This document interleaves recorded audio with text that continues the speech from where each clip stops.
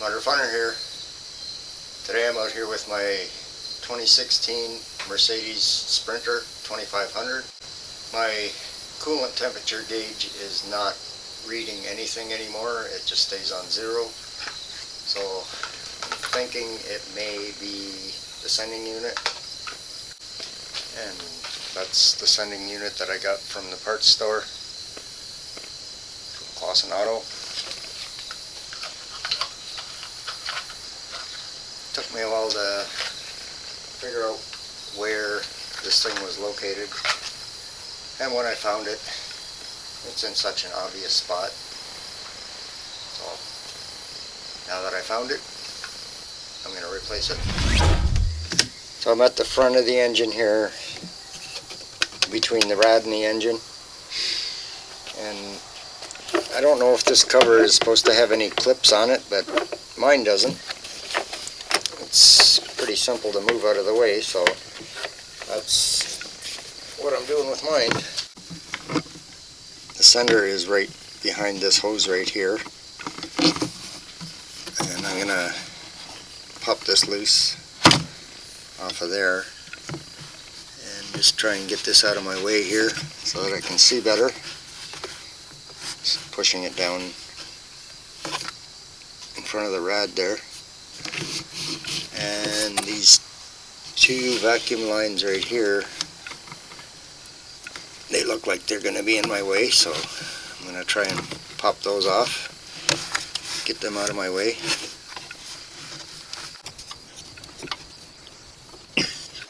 Okay, easier said than done.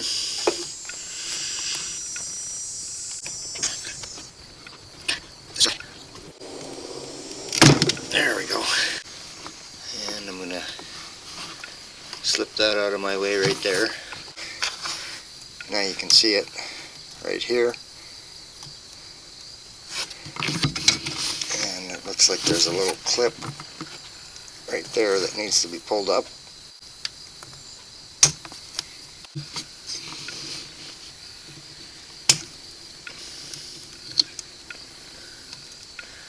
I think that's loose there now. Yep, there we go. Now the plan is I'm going to pull that out and put the new one in real quick. Hopefully I won't lose too much antifreeze.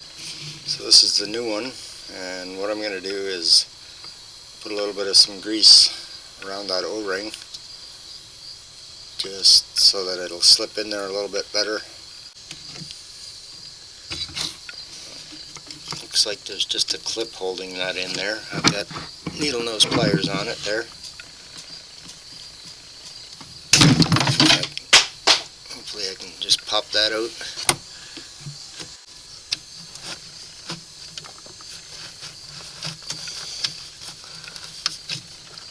Okay, got that. It's coming out. So you don't want to do this when the system is under pressure.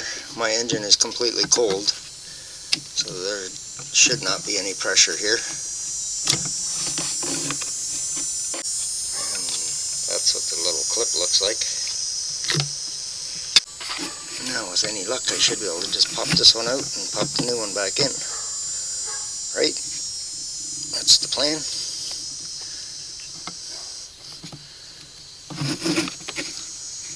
Doesn't look like there's anything else holding it there. My neighbors have really stupid dogs.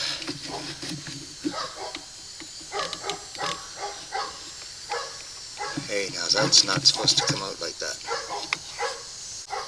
Part of it is stuck in there. That's just dandy. This prong thing came out from the center of that.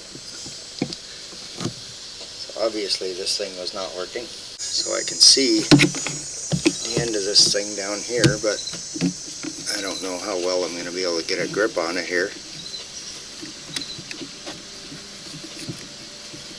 Gotta get that pulled out somehow.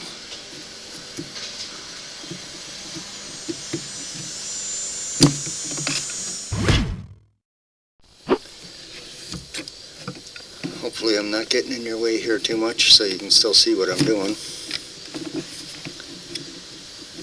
I have to get that thing popped out without breaking that plastic. And I'm really done for. So I got a smaller screwdriver here. I'm going to see if I can get in there with that.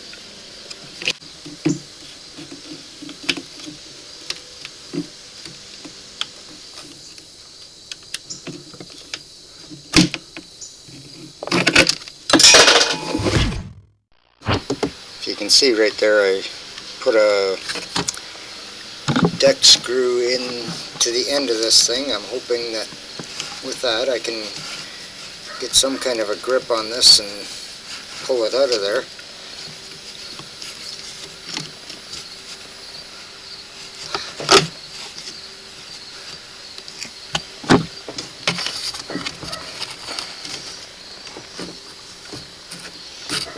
Oh, I can get it to turn.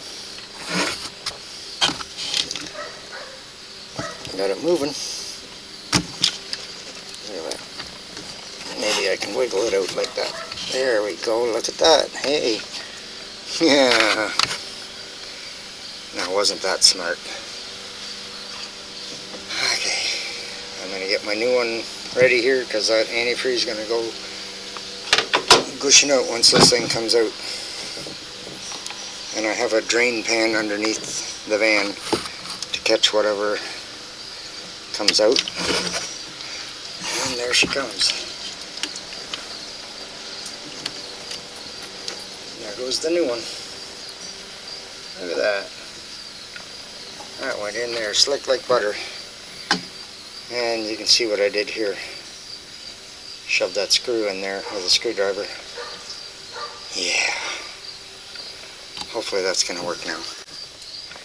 Here's the metal clip.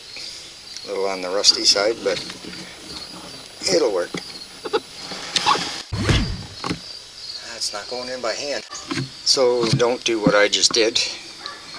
See, I've got the new one in there, and I can't get it in all the way. It won't. The clip won't go back in. So here I am looking at the old one, and look at that. The O-ring is missing. Guess where that is? Yep, up inside that hole. I left it in there. No wonder the other one won't go in. Okay, so there's the O-ring on this one. Try it with the screwdriver. Oh, it just came out. I don't know if you could see it. It popped out with the screwdriver. I'm just going to confirm that it's not in there.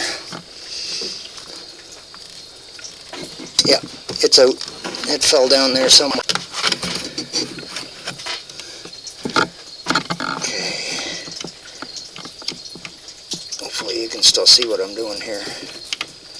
It's not a very good place to work in over here, but I've had worse. Try getting two hands in there. There we go. That's much better. Alright, so it should snap right in there this time.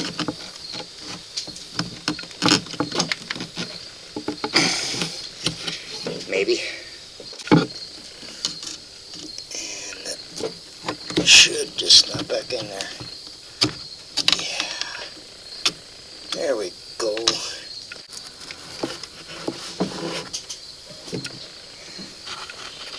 That line can go back on.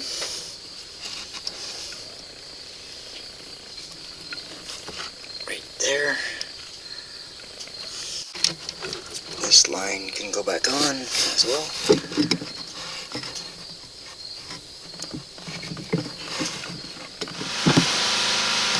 Okay. I just can't seem to get away from the noise today. I got lawnmowers running, dogs barking. So I apologize for all this extra noise here today.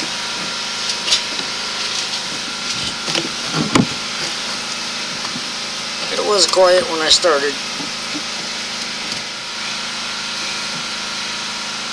That hooks back into there. And this hose here, back underneath here, over top, clips in right here. just need my wire.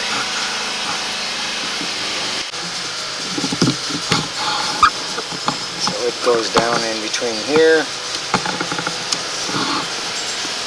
and pushes on, and then you got to push that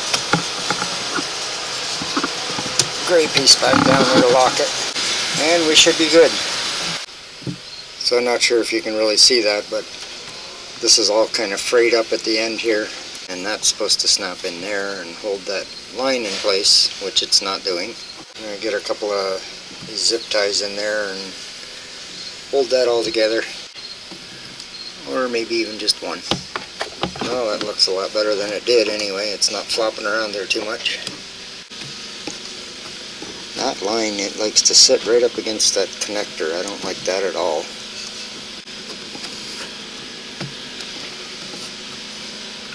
Okay, I'm going to pull that off the connector a little bit and zip tie it to this other hose so that it's not all the way up against that connector. Could have been a reason why that other one broke. There. See, that keeps that hose away from the tip of the connector. There we go.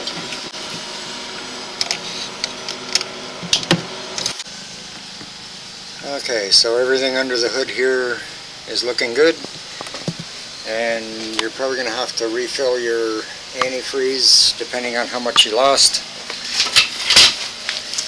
I got a little bit of a puddle underneath there, and a small little bit that I got in my drain pan here, and I see there's my O-ring. It was in the bottom of the drain pan. Alright, I'm going to start it up now and make sure there's no leaks. Maybe clear the codes after I'm done.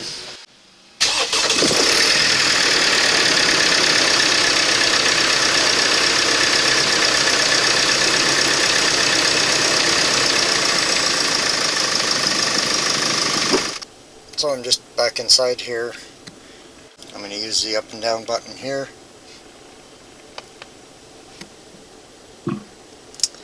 There's my coolant temperature gauge, and let's see if it's going to go up. And once I get it up to operating temperature, hopefully the gauge is going to show, and hopefully I've got no leaks. So it's been running for about 10-15 minutes now, and you can see the gauge has moved. Something it hasn't done in a long time. And the engine light is still on, but it hasn't had a chance to reset itself, so I'm going to clear the codes out of this thing and see if it comes back or not. Alright, so I have to get up inside the fuse box here, and right underneath this, right here, it's where your connector is for your code reader. Make sure you have your ignition off. And there it goes. This is not an expensive unit by any means. I'm going to turn the key on.